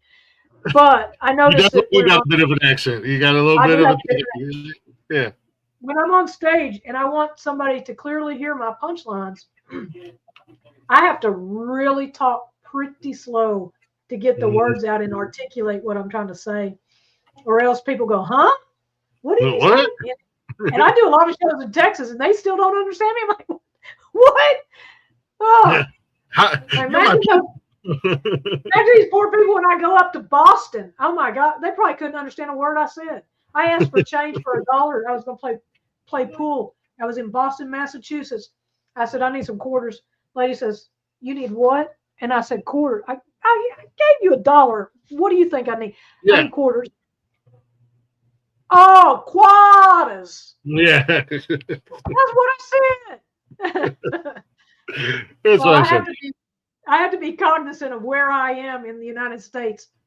And even worse overseas. I was in Amsterdam doing a show, and I was telling the audience, my son's big. He's 6'5", 275 pounds.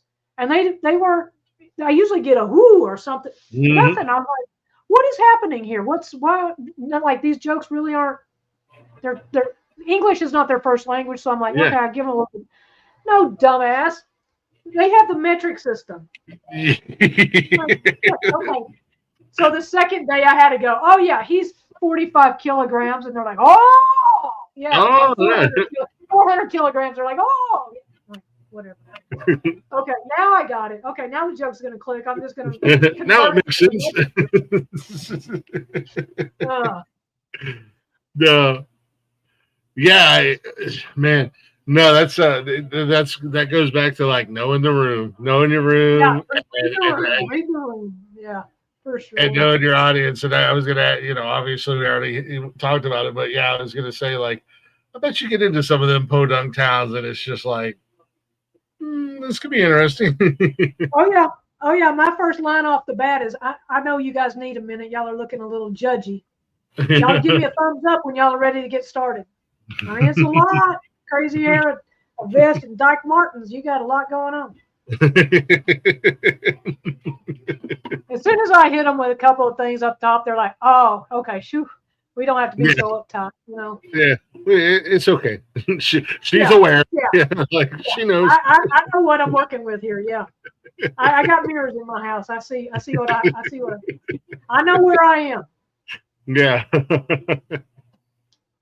No, I was looking at your social media and whatnot, and it looks like you have traveled a little bit everywhere. So it sounds like I've been very fortunate. I've done initially, like right now, I'm in a lull. I keep on signing up for these comedy festivals, and I'm getting denied left and right. And I'm like, well, it's a lot of them that I've done in the past, though, that I thought, well, it's been a couple of years, I'll do this one again. And I'm getting turned down. But initially, like maybe year 3, I was getting like every comedy festival that I applied for. Almost every single one of them I got. So I've been a lot of really cool places, and I've met some people. I was in one of my very first comedy festivals was called the Women in Comedy. And it was in Boston, Massachusetts, and it's sponsored by HBO. Oh, now, wow. I didn't know that part until I got there, and I'm like, oh, shit, this is a big deal. And so they had a panel of people just talking it up, how to get your short films into Hollywood and how, this stuff. And I'm just chatting, and we're doing the question and answers and all this stuff. And I had mentioned that one of the comedy clubs when I very first started off told me after a night of doing comedy that I needed to get rid of all the lesbian shit in my comedy act. And as soon as I said that, they about flipped their dipper. They're like, name names and shame the devil. And I'm like, oh, shit. So anyway, they all like, who said that? And after that was all said and done, I was back at the hotel, and the lady that was leading that came up to me and goes, people have no idea what they're talking about, blah, blah, blah. You keep doing you own who you are, blah, blah, blah, whatever. And then I guess she got my name from the entry and sent me a personal email and invited me to Burbank, California to sit in what she called an intimate setting meeting with some Hollywood producers. And I'm like, okay, well, I'm doing it. I'm yeah, right? I get there were 12 people in the room. Oh shit! Intimate. That's intimate. Very intimate. Yeah. Like, that's important shit. I mean, like, they want to hear what you got to say. And it wasn't for comedy. They were looking for we were all military. They wanted military experts as writing assistants on movies so that they could fact check and make sure that the dialogue was correct and all the uniforms were right and all the stuff. They wanted somebody to do that, and they were paying a lot of money to do that. Of course, a lot of money to me here in Burleson, Texas. Not a lot of California money, but but it was a lot of money. But I'm like, I can't move to California and do all the stuff. My son was still little and stuff like that. But it was like it was an amazing opportunity, and I'm still in contact with all those guys. Like it's cool, and I won a contest in California, and I got an agent out of it. I got a manager out of it, and then I got a theatrical agent, and like it's a bunch of stuff. I've traveled a lot, and that's awesome. Every chance I get, I'm gonna go travel and see what it is. I just that's just part of my personality, and I want to experience every part of wherever I go and eat the food and meet the people and do the stuff. That's anytime I go somewhere new, that's my number one first thing I want to do is give me the best local diners, restaurant. Like I want the local. I don't want McDonald's because I can get McDonald's back home in Ohio. That's right. That's right. If I'm down I've eaten stuff that I don't like for sure. If I'm down on I've eaten that toy in Hawaii. Ooh, if I'm down on the coast, tell me your best seafood place. Like I'm an adventurer in that. Like don't just bring it out. You can tell me what it is after I eat it because I had conch fresh conch right out of the freaking ocean in the Bahamas. Watched them pull that little guy right out of the shell and cut him up, and I'm like, I'm gonna eat it. I'm eating it. Yeah. Just don't drink the Kool-Aid. No, right? So I want to ask you. You brought it up. You said that you were told to cut all the lesbian stuff out of. Is that a big part of your act, or is it just like I'm going to do a couple of jokes? I'm going to get the obvious out there. Look at me. Yeah. When you look like this, okay, so. It's kind of a rule in comedy. It's like an understood rule. If you look a certain way and you look different than other people, that you need to address that. Yeah. Because like you're not going to go on stage and not address that you have a big beard or tattoo. I know I look like a biker. Okay. Yeah. You've got to address that, because the reason that you have to is because the audience is wondering the whole time. They're not listening to a word you're saying because they're going, I wonder what this person's like. I wonder, and then they'll start talking to the person next to them. Do you think they like girls? Do you think that, I've actually gone on stage and had somebody I was in a contest, and it threw me so far off in Wisconsin. I walked on stage, I go to open my mouth, and I hear the lady in the front freaking row goes, "It's a girl." If you would have just given me like 30 more seconds, you would have figured that out. But now I'm thrown off by your weirdness. Yeah, that a human came on stage and you had to identify. You had to be like the greeter. I don't know what you were doing. It's weird to me. So I make sure that I'm going to address some shit up top, and then I don't really. Like I have a joke about the rednecks stealing the mullet from the lesbians. Is that a lesbian joke? I don't know. I kind of think it's just a joke. Yeah, it's just a joke. I grew up pretty redneck. I talk about how I'm a fried bologna sandwich, but that I'm a city girl and I like Natty Light. I don't know. It's like everything that comes out of my mouth is probably going to be a lesbian. I don't know. But on my TikTok, I do these things like, what's Kim Wadsworth doing today? Funny you should ask. And it's just normal, stupid stuff.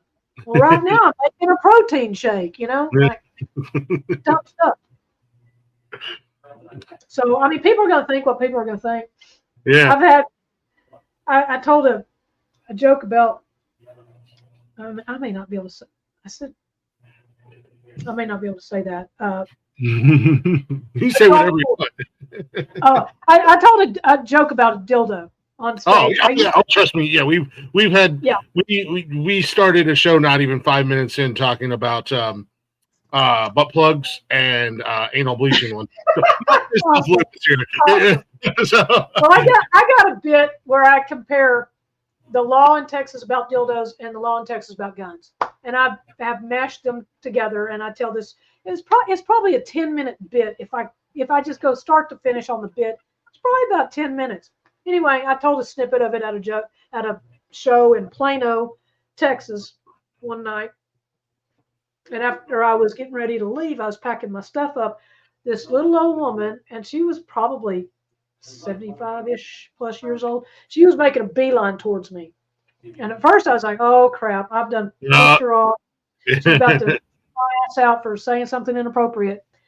And she put her hand on my shoulder. She goes, I'm so glad I caught you. I just had to let you know I really loved your stuff about dildos. And it was so funny to me that this little lady says dildo. And it was just hilarious. So I'm like, I don't think I'm offensive. There's a line that gets crossed. I don't talk about inappropriate things with them. I don't talk about using them. I just talk about them in a funny way. Just talk about them in general. Yeah. So in California, it's clean. In New York, it's clean. In Texas, as soon as I open my mouth, I'm the raunchy lesbian. Whatever. Yeah. I'm not super dirty. I'm really not. Matter of fact, if I'm trying to keep it a little bit more PC, I'd call them marital aids or adult toys or personal massagers. Yeah. Whatever. You can't. I don't think you can get me for being dirty if they say stuff like that on TV. So yeah, that's exactly. We unfortunately around these parts on the Nonsensical Network, we are habitual line crossers. So yeah. There's especially on Saturday nights. We've kind of dumbed it down a little bit because now we have to do the dance. Hey YouTube, hey Facebook, how you doing? Thanks for giving me money. I appreciate it. Not a lot of money, but a little bit of money. I can say that I'm getting paid to do this now. But we have to, do the little dance with them accordingly. There's certain words that the algorithm, but for the most part, I think after 5 years, they're like they're wild animals. Just leave them alone. They yell at me about music. Americans are so uptight about everything. Like we're super sensitive. We can't talk about certain subjects. It's so taboo. It's so dirty. It's just filth. Mm-hmm. Go to Europe, people. Go someplace else. Not Asia. We're just still a little tight. Go to Europe. One time. Go to the red light district in Amsterdam and see if your light bulb doesn't just click on. Yeah. You can buy a dildo and an ice cream cone right next to each other. Come on. You just don't matter. And wild hallucinogenic mushrooms right on your salad. It's right there. Crazy fun, and nobody's uptight. Nobody is. I lived in Korea for a little bit, and that's they're a little bit more uptight there for sure. Mm-hmm. But the food's a lot better for sure. There you go. Yeah, no, it's funny to me, that we still consider things taboo, especially in today's society, because it's like you get on the internet for 5 minutes. You can't keep your kids away from stuff, but you don't want to talk about it. Yeah. So what's the most dangerous thing to me is you said we're not going to talk about this subject, but they can find out other ways. You should talk to your kids about it. You don't want them finding out from the neighbor boy or the guy at the corner store or the babysitter. They need to ask the right questions to the right people. Yeah, you can't hide that from people. I've got a stepson who's he's 32. He's 32 now, but whenever he was 15, I had the condom or the casket talk with him. Mm-hmm. I think that's an appropriate age. Maybe I thought I was a little bit late to the conversation, actually. And I bought him a box of condoms, and I made sure he kept a condom in his wallet. And I Yeah. always say, better to have one and not need one than need one and not have one. That's exactly what I say about my pew pew. Yeah. Like, you you say know that what? about a whole lot of things. You say that about a lot of things, right? And his dad got so pissed at me. Called me up, just chewed me out. How come you're talking to him about this? And blah, blah, blah. He doesn't need to know about this. And then proceeded to chew him out whenever he went to see him. Yeah. He came home and goes, my dad told me that I don't need those. And I'm like, oh, okay. Well, what did your dad tell you to do in certain situations? He just told me not to sleep with dirty girls. I don't think it works that way. I don't think. How do you know which ones? I mean, Yeah. How do you know if you've never if you've never been down that? You're a man. Talk to your son about stuff. Yeah. I mean, you had him when you were 16. You had him at 16. He knows the math. He knows the. Oh yeah. No, I've never been shy about things like that with my kids. I remember a couple of years back, I'm a big horror fan. I love horror movies. So, Same. The movies that I grew up on back then, there was always sex scenes. My kids have grown up watching Nightmare on Elm Street and Friday the 13th and all the Halloween.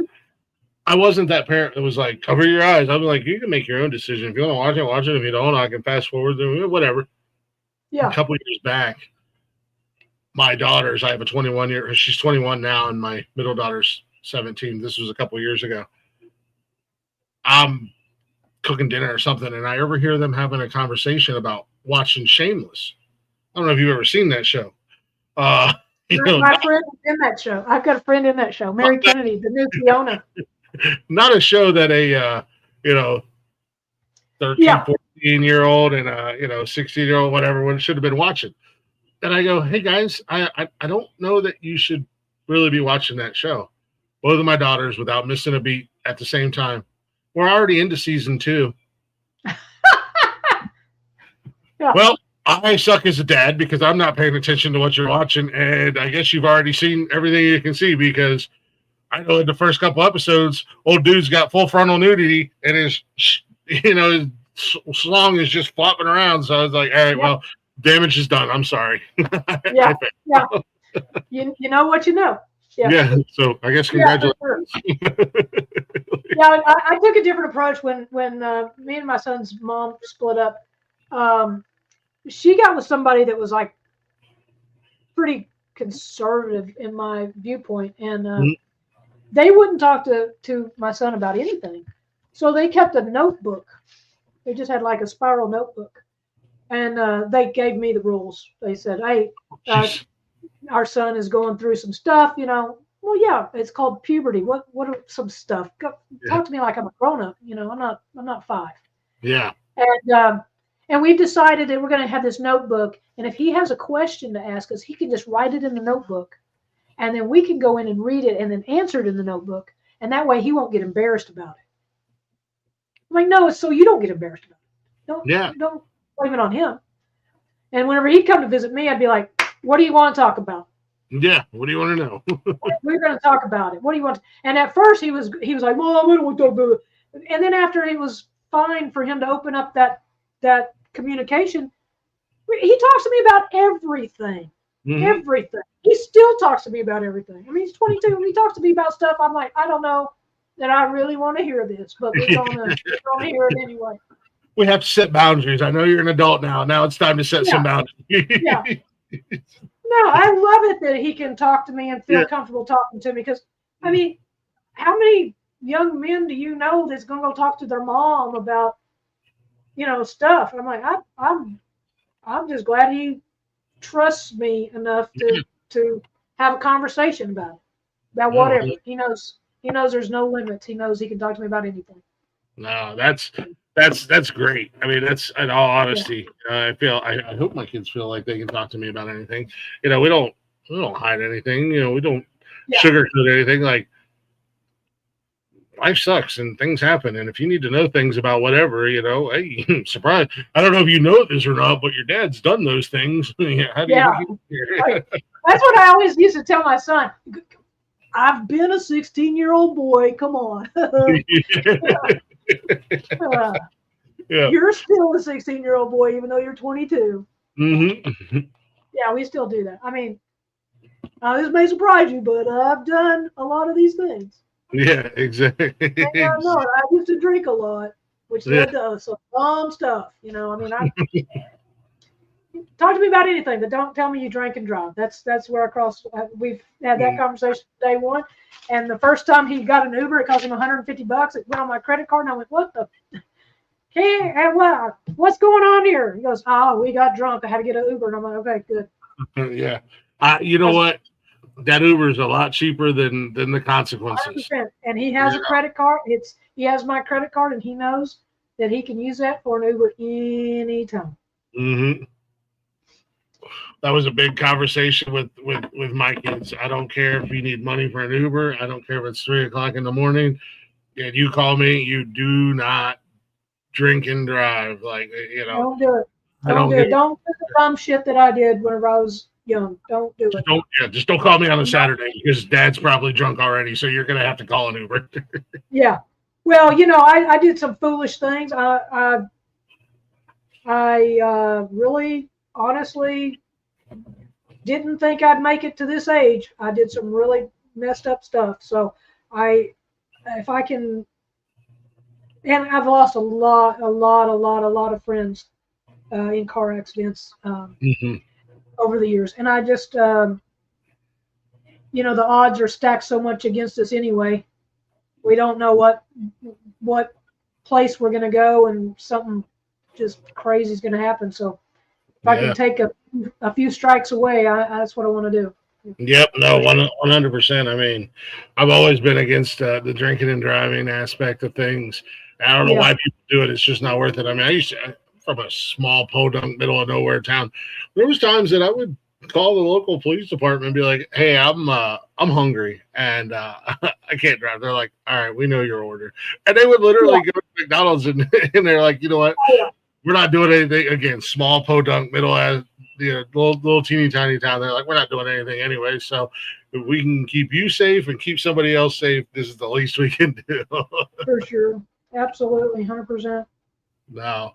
I don't want to keep you too long. I could talk to you all night long, but before I let you go, do you have anything coming up? Any shows, or are you going to be doing anything that you want to let people know about? So I'm in the World Series of Comedy, trying to win this dang thing. It's been it's a great comedy competition. They do satellites, kind of like the World Series of Poker, and they go from place to place to place to place. They get a winner in each place, and then we all convene on Las Vegas in September and fight it out to become the number one.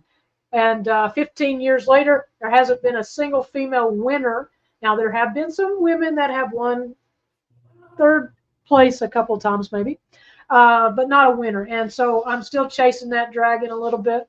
Nice. I will be in at Looney Bin in Little Rock, Arkansas on July the 10th. And I will be at Tulsa Looney Bin in Oklahoma on July the 17th. And then I'm at a little place in Rockwall, Texas called Jack's Comedy Lounge, I think. Comedy Club Lounge. Sorry. Also known as the Bagel Lady. Go see her for some bagels, but I'll be there headlining on the 25th of the month. Oh, yeah. Nice. Yeah, that's what I got going on. The World Series. All on my website. There you go. The World Series of Comedy. Is that something that people can go online and vote for you, or do they have judges? Yeah, you can. You can go online. You can set up a little. What's it called? It's called something. It tells you on their website, worldseriesofcomedy.com, I think. Anyway, that's also on my website. But you can get tickets at VIP Ticket Link. You can watch it. You can live stream it, and you can vote on all the comedians. There's an app. They've got a little app. You just sign up and you can throw a vote in. So I think the live stream is a donation. They suggest donation. Just say no, you don't want to donate. Or you can, pay $200. It don't matter. Anywhere from 0 to 200. I'm not going to limit your generosity. No, the donations go to World Series of Comedy. It makes live comedy possible, and they're a great bunch of guys. They're right in your neck of the woods. The owner and CEO Joe Lowers is from Pennsylvania, I believe, the Pittsburgh-ish area. Okay, yeah, So, a few hours down the road. Yep. Just right down the road, as we say. I'm sure you guys say that down in Texas too. What is it? Down the road? Just down the road a little bit. Just down the road a piece. Yeah. Yeah. Are you that close to Pittsburgh? I'm about 2.5, 3 hours from Pittsburgh. Oh, that's not terrible. Yeah. Yeah, no, I got buddies in Pittsburgh. I love Pittsburgh. That's a cool place. It's first time I've been there. I was in Erie, Pennsylvania, doing the show. But my friends let me crash one night at Pittsburgh. That's where I flew into, and it's nice. It's a beautiful place. It's a cool town. I mean, I'm a Cleveland Browns fan, so I'm supposed to hate it, and I do. I make fun of the city constantly. It's a cool city to visit. I don't want to drive anywhere in Pittsburgh. I don't want to drive through. I don't want to. Let me be a passenger seat princess if we have to go to Pittsburgh. Yeah. That is the most confusing goddamn city I've ever been to in my life. Yeah. I still drive in cities. I'm not scared to drive, but there are some places that are wild. Yeah. Boston, Massachusetts. I don't think anybody ever stops. They just keep on going. Arlington's like that. One going on the bottom and one going on the top. I mean, it's Arlington and DC like that. Yeah. No, it's a mess in Boston, but yeah, Arlington and DC area is like that. It's just you got to pay attention. I've been there a few times, and it's just like, and I was in a big truck the first time I ever went there, and I was like, good Lord, I don't know how y'all do this on a daily basis. No joke. I mean, that is one good thing about being in a small town. I mean, I don't have to fuss with it. I don't like driving to Dallas. Oh my gosh. I've got to drive 900 miles an hour just to keep up with these guys. I'm like, just to keep up with them. No, absolutely. It's a damn mess. Where can everybody find you on social media? Kim Wadsworth Comedy. I'm Instagram at Kim Wadsworth Comedy, KimWadsworthComedy.com. TikTok is at Kim Wadsworth Comedy. YouTube is at Kim Wadsworth Comedy. Facebook is Kim.Wadsworth.comedy. Yeah. Pretty easy. Yeah, we got it in the chat as well. You guys are watching the replay. There is another Kim Wadsworth that pops up on social media, but I believe if you put Kim Wadsworth into the Googler there, I think I'll be the only one that pops up, and it should have all my links on there. Yeah, it's super easy to find you. Plus, if you're already following us, I've tagged her in everything. Awesome. I think I've tagged her in everything, and I'm horrible on TikTok, so I don't even remember the last time I posted on TikTok, to be honest. Man, I try. You gotta do something almost every day, and I'm like, oh, it's just hours and hours and hours I spend on social media, but it's part of the beast. Yeah, I do so many shows during the week that the last thing that I want to think about is social media. It's like, I know I have to do it, but I suck at it. So just take what I give you guys and just leave me alone. Yeah. Right now I'm doing 7-second videos. Oh, that's a trend on TikTok. 7 seconds. Okay, here we go. What are you doing? Just staring at the thing going, huh? Yeah. Just staring at it. He's with you. Yeah. If you guys aren't already, go ahead and go follow Kim. Check her out. Go support her. We'll get that link and I can post it up for the World Series of Comedy. We're gonna offset the vote.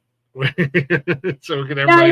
And you can go on there if you're coming live. If you're gonna sit down, I think the tickets are normally $30. But if you stick my name in there, put in the code GIVE, give, in all caps. I think they're $13. Oh wow, there you go. Yeah, it's all on my website under my schedule. The ticket links there and all the instructions on what you got to do and picking the right time and my name and stuff, and then how to do it and the promo code. So Yeah, easy oh, breezy. Yeah, if you're in the area and you want to go check out. Excuse me. Yeah. Shut up, Wally. I do everything around here, prick. He does a couple shows here. That's one of my best friends. Awesome. So he's got to bust my balls. No, guys, give Kim a follow. Go support her. Go check her out. She's awesome. Great guest. I had a lot of fun chatting with you tonight. Real Thanks, quick, you too, man. I know this is a little cliche, and it's probably one of the douchiest things that I do, but I always like to ask my guests 2 pieces of advice. One for anybody who's thinking about getting into comedy, and then just a piece of life advice. Oh shit, that's so the thing about getting into comedy, I didn't get into comedy till I was 50 years old. One, you're never too old to do it. If you've always wanted to do it, you think you might be funny, go grab an open mic and just freaking do it. What do you got to lose? Yeah. And it's kind of the same life advice I give to anybody. Travel, see the world, go get some culture, go to a different place, go to a place you've never been and enjoy everything about it. Go overseas, go just live every single minute and live it to the fullest. And freaking be nice.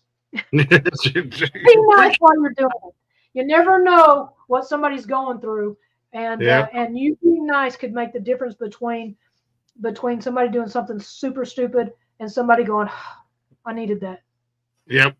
And the immortal words of Patrick Swayze from Roadhouse: be nice. Be nice. Be freaking nice. Yep. Yeah. No, I heard that. Again, thank you so much, Kim. I had a blast talking to you. I would love to have you back down the road just to hang out. Awesome. Sounds good, man. And I always like bringing guests back. I think it's one of the coolest things just to see what's going on, what's new, or just hang out and shoot the shit. Whatever happens. Sounds good. Appreciate y'all listening. Appreciate y'all hanging out. I don't know. Wally's a little bit on a hiatus.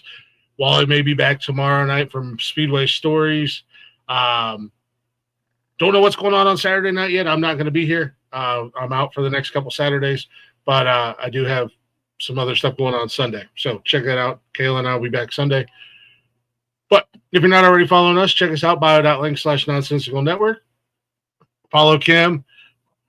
And I'm going to hit some buttons, and we're going to get the flock out of here. We're going to end the show with a little Huckleberry Road. Shout out to the guys coming on last night. We had a lot of fun. And this is their song, Ray-Bans. Kim, thank you again. Have a great night.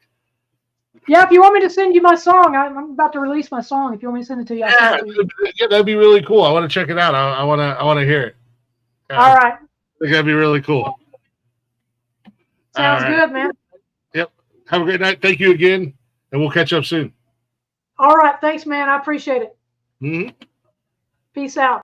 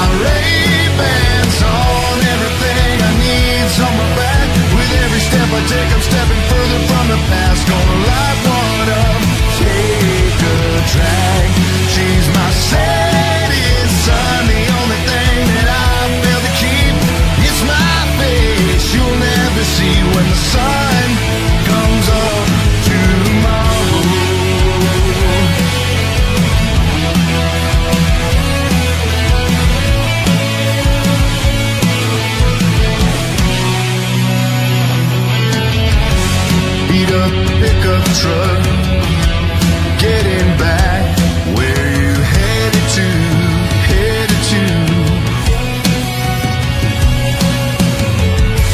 No, I gotta get there. This ride's plenty fast to get anywhere, anywhere, man. And I got my Ray-Bans on, everything I need's on my back. With every step I take, I'm stepping further from the past. Gonna lie.